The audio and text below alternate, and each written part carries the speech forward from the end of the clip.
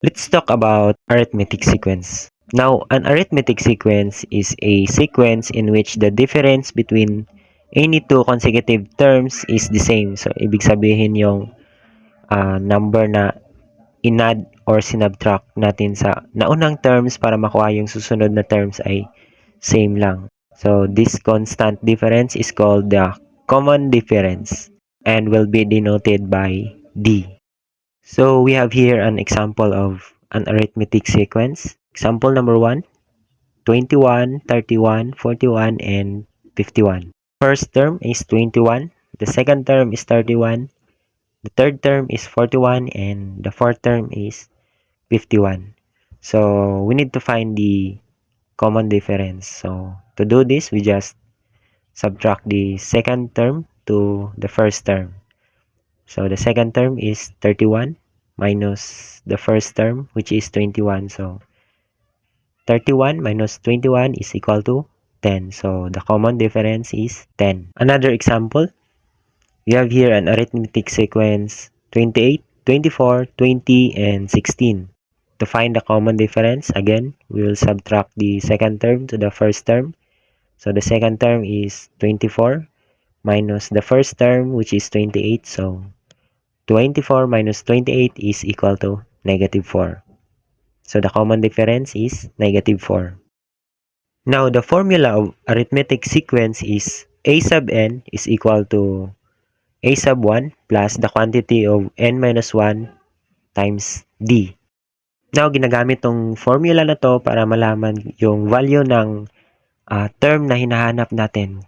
Halimbawa, binigyan ka lang ng tatlong terms. The first term, second term, and the third term. And you need to find the 100 terms. So, kung iisa-isahin mo pa yan, matatagalan ka kasi sobrang dami yan eh.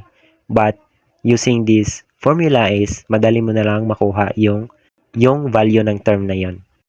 So, in the formula, A1 is the first term, N is the number of terms, and D is the common difference. For example, find the 12th term of the arithmetic sequence 3, 5, 7, and 9. So, the 12th term can be denoted by A12. Then, to find the common difference, we just subtract the second term to the first term. So, the second term is 5 minus the first term which is 3. So, it is equal to 2. So, the common difference is 2. And the first term, or A1, is 3.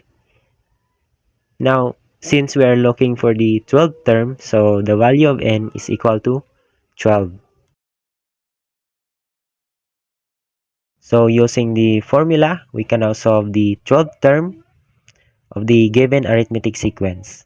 Since we are looking for the 12th term, we can write a sub 12 is equal to the first term, which is 3, plus the value of n, which is 12, minus 1, times the common difference, which is 2. Then, simplify.